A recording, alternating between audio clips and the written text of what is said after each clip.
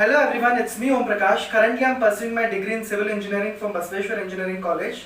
I'm pursuing my 6th semester there. So if you are new to this channel Civil Om, please do subscribe it and also press the bell icon to never miss any updates.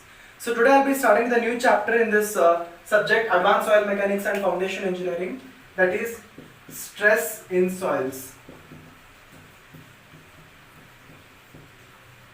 Let us begin with the assumptions of the Boussinesq equation. Boussinesq is a scientist in geotechnical engineering.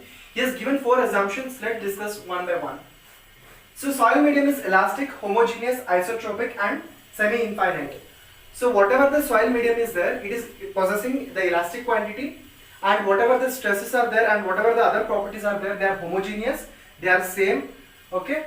Isotropic is nothing but even if the molecular formula changes or whatever the quantity, whatever the other properties it possesses, that all remains the same. Semi-infinite is, it is confined, okay? It is not infinite in number.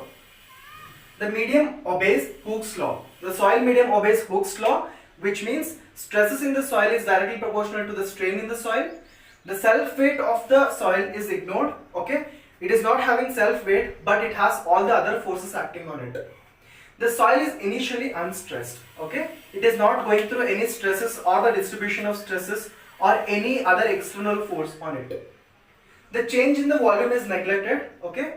The change in the volume of the soil initially depends upon the application of loads, okay? It depends on the application of loads. Usually the change in volume is neglected is what the third assumption says. The stresses are distributed symmetrically with respect to z-axis. So if this is y, this is x-axis, this is z-axis, all the stresses distributed are symmetrically distributed with respect to z-axis is what our fourth assumption says. So hope you have understood all the assumptions of Boussinesq equation. Now let us discuss about the importance of stresses in soil due to the external loads that is taking place. So initially, why the stresses are important and how the stresses are important and where it is used, we are going to learn here. So for the prediction of the settlements of the buildings, bridges and embankments, the stresses in soil are very important. Okay? In order to predict the settlements, how much the settlement is going to take place in this foundation, and whatever the foundation is there, how much it sinks and all that, in order to learn that, it is important. So for the bridges, buildings and embankments, how much the settlement is taking place, that is determined by what? Stress in soils. Okay? The other important thing is, in order to determine the safe bearing capacity of the soil. So how much the safe bearing capacity is there and how much the soil should have the capacity to hold the foundation and the building. In order to determine that, we need to learn the stresses in soil. In order to determine the lateral earth pressure and also the slope and how much the pressure is going to be distributed along the stress and the different parameters related to soil, we are going to learn here. And what are the different forces and how the increase in the vertical stress affect the soil mass is the next thing that we are going to learn. Okay, weight of the soil is one of the important parameter. Okay, if the weight changes, all the properties which the soil possesses, there may be fluctuations in that. And also the forces or the surface loads are also important parameters. Okay, one is the point load, one is the line load, one is the rectangular load and one is the circular load.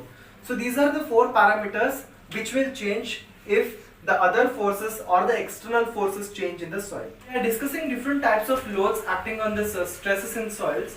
So to initially begin with, let's start with the point load. Okay, here you can see a point load of intensity Q acting on this particular surface area.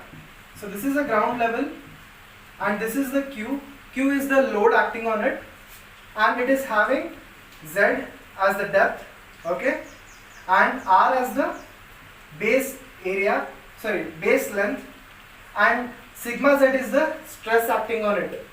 And in order to calculate the hypotenuse R, capital R, we have a formula R is equal to root of Z square plus R square. Okay, sigma Z, in order to find out sigma Z, we have a formula 3q upon 2 pi Z square into the bracket of 1 divided by 1 plus R by Z the whole square over to the power of 5 by 2. Here 3 pi 2 pi into 1 divided by 1 plus R by Z the whole square into the power bracket of 5 by 2 is taken as IB. So IB into, okay, whatever this q by z square, it is taking place outside, and the other values 3 by 2 pi 1 divided by 1 plus r by z the whole square to the power of 5 by 2 is taken as IB. So sigma z is equal to q by z square into IB is what is our formula. Since we have already discussed about okay, the point load, now let us come to learn about line load, strip load and circular footing, and in the next video you will be seeing about rectangular footing also. Okay, coming to the line load, how much the stresses are acting on the line load, let's see here. So it's a line load with plus infinity to minus infinity. So this is the x direction, this is the y direction, and this is the z direction. So in the z direction, sigma, that is stress, is equal to 2q upon pi into the bracket of z cube divided by x square plus z square to the whole square. So stress in the x direction is sigma x is equal to 2q upon pi x square into z divided by x square plus z square the whole square, and the vertical stress in the y direction is equal to 2q by pi x into z square divided by x square plus z square to the whole square. So this is what you come across, the line load, and this is how the stresses are distributed in a line load. Now talking about strip load, we have a strip here.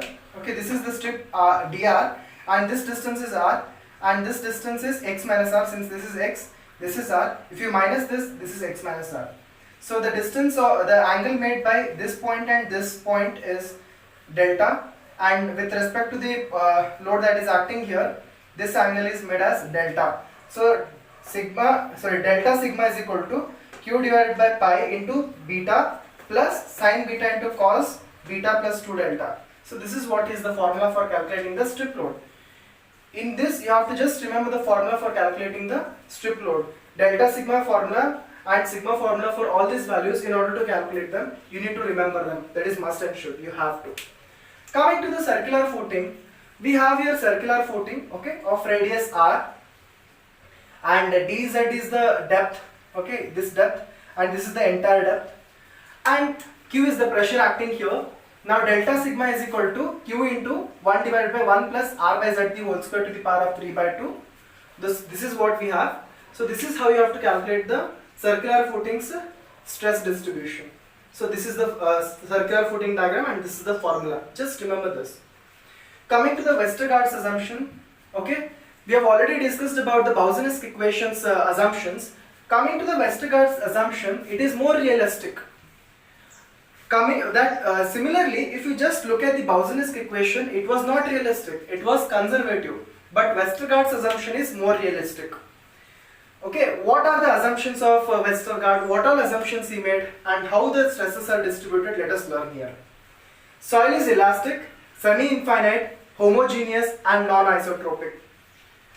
Similarly, if you consider the Boussinesq equation, it was isotropic there, but here it is non-isotropic, remember that. All the other things are same. Soil is loosely packed and it has the horizontal layers that are having the negligible thickness, not that much thickness is not there, and they are infinite and rigid material.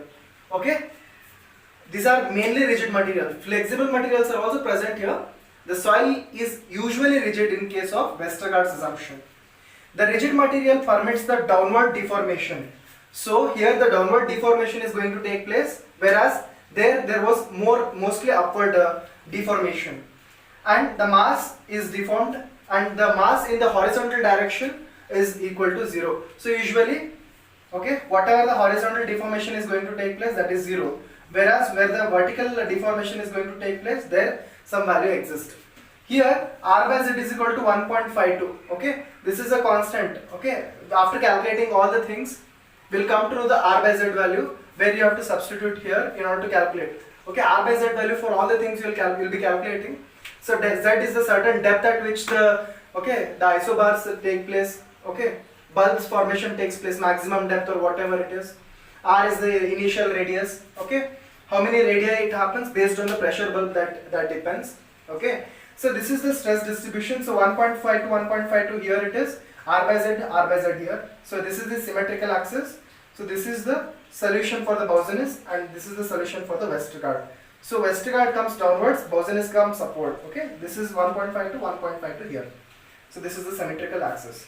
And coming to this point, sigma z of Boussinesq equation is equal to sigma z of Westergaard. That is stress distribution of Boussinesq and stress distribution of Westergaard both are same.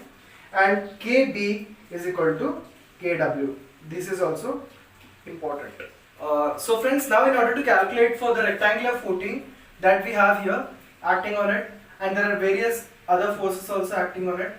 Okay, in order to calculate delta sigma, we have here the formula d sigma is equal to integration of y is equal to 0 to b and integration of x is equal to 0 to l 3q z cube into dx into dy divided by 2 pi into x square plus y square plus z square to the power of 5 by 2 into dx dy.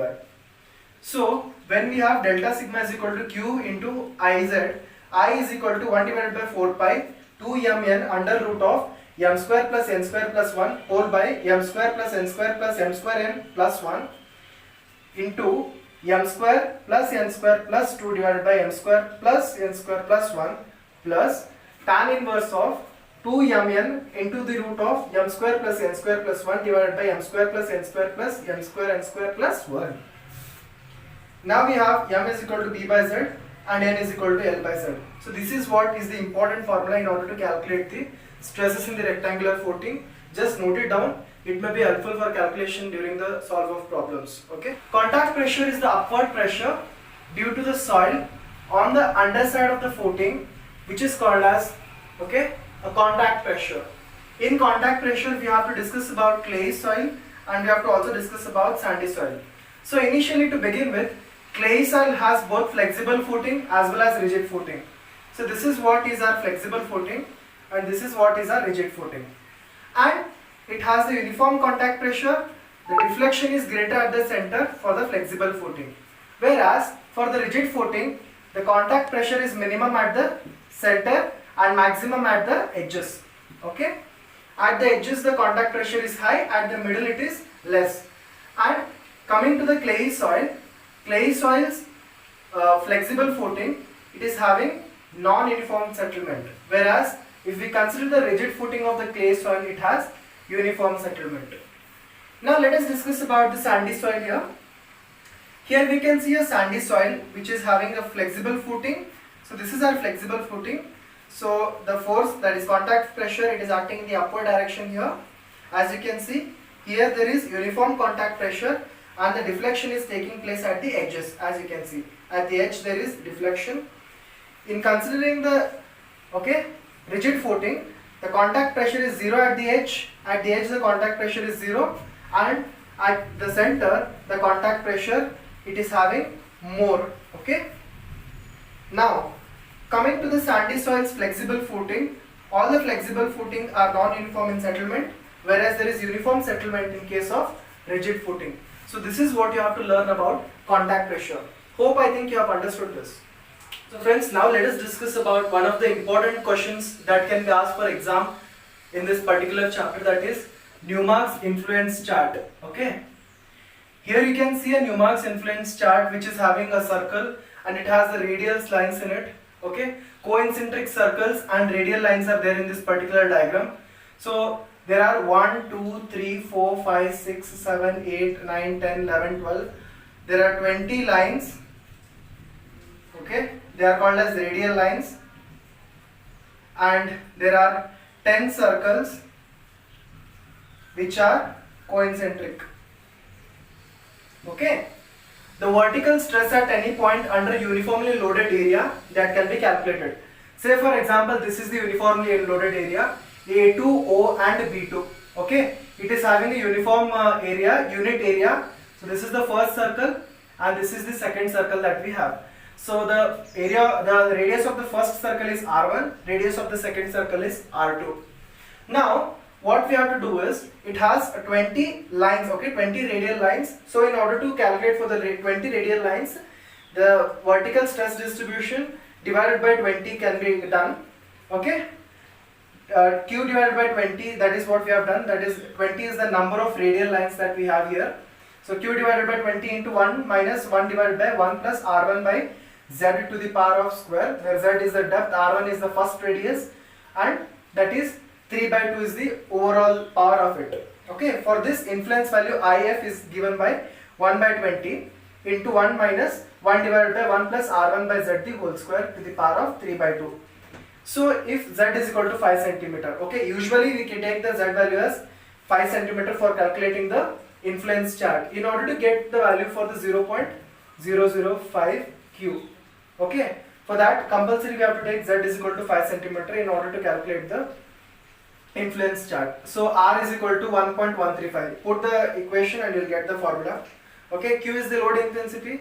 Okay, here there is it is particularly loaded, and R2 is the vertical pressure at the center. Okay, R2 is the big circle's radius. Okay, similarly this one, for this it is R1, R2, R3, R4, R5, R6, R7, R8 up to R10. Okay, because there are 10 number of circles, that is why we have 10 radiuses up to R10. Okay, same formula is there, Q divided by 20, 1 minus 1 divided by 1 plus R1, R2, R3 up to R10. You should actually write this up to R10. You have to calculate it, R10 divided by Z into the power of, okay, square overall to the power bracket of 3 by 2, okay, bracket complete. Up to R10 you have to write this value. Okay, now in order to calculate this, okay, stress for this particular influence chart, Newmark's influence chart, we have the formula sigma Z is equal to number of sectors of the units covered by the loaded area, that is N. Okay, number of sectors, or how many sectors are there, based on that we have to calculate, and load intensity. Load intensity is Q. Okay, load is acting, that is Q is the load intensity acting here. Influence value is 0.005, right? 1 divided by 20. This is what we have done. Calculate 1 divided by 20. Okay, this is what is 1 divided by 20. 1 divided by 20 is 0.005. So 1.005, you got it. So sigma Z is equal to 0.005 into N into Q. Now coming to the last topic in this chapter, that is isobars, or else it is also called as pressure bulbs. So what are these isobars or pressure bulbs? They are the lines which connect all the points of equal stresses below the ground surface. Okay, this is what is the definition. They are the lines, they connect all the points of equal stresses below the ground surface, not above the ground surface. Okay, it is a stress contour because if this is the ground surface, okay, it is acting like a contour. Okay, there are different pressure bulbs forming below the ground surface in the soil. So this is how the isobars look like. Each isobar represents a fraction of load applied at the surface. For example, this can be 0.1 Q, this can be 0.2 Q, 0.3 Q, 0.4 Q, like that. Okay, based on the different value it is applied on the surface, it has different values. Okay, it is a fraction. Okay, it is in terms of fraction or decimals. Pressure at the points inside the bulbs are greater than that at the point on the surface of this pressure bulb, and the pressure at these points outside the bulb are smaller than whatever the value it is having. So let us consider for this 0.1 Q, that is 10% isobar. For that we have to calculate the sigma Z values. Okay, for this sigma Z value is equal to 0.1. How it came, we'll learn it. Okay, say for example, in order to calculate sigma Z, we have the formula 0.4775 into Q divided by Z square. Also we have the influence value, that is IP. IP is equal to sigma Z into Z square divided by Q. Sigma Z we already know how much it is, 0.1 Q. That is, we have substituted that, Q get cancelled. So what is left with 0.1 into Z square. Okay, when R is equal to 0, okay, at this particular point when the radius is not there, okay, when there is no radius, that is forming a different ovular shaped bulbs, that time what we have, IP is equal to 0.4775. Okay, when R is equal to 0, because initially in the downward direction it becomes infinity, so remainder is left with 1. Okay, 0.4775. Here we don't have R, so this becomes 0.4775. In order to calculate the Z max for the 10% isobar, how much ever the percent they will have given, that you have to divide it by this root of 0.4775. So if the isobar is of 10%, you have to divide it by 0.1. If it is of 20%, you have to divide it by 0.2. Depends on how much ever percent of the isobar it is given, you have to divide it. And if you calculate the Z max for this particular 10% isobar, you get Z max is 2.185. The same thing I have represented in the diagram. So for the Q, okay, whatever the vertical stress we have given, for that value Z max, that is maximum depth for how much the stresses are taking place, is 0.21. Sorry, the answer is Z max is equal to 2.185. So this is what is the Z, this is what is the IP, R by Z, R and sigma Z. So for this particular isobar, we have calculated all the values. IP we know the formula, R by Z we have to calculate it. Okay, depending upon the R value, how much ever we have given, and then only R we can take it in the increments of any value. Okay, then sigma Z we have got 0.1 Q. So this is how for the isobars of different intensities and different values you have to calculate it. So for our question we have asked to calculate 0.1 Q, okay, 10% isobar. For the 10% isobar, this is what you get, the tabular column. This is very important, it will be definitely asked for 10 marks.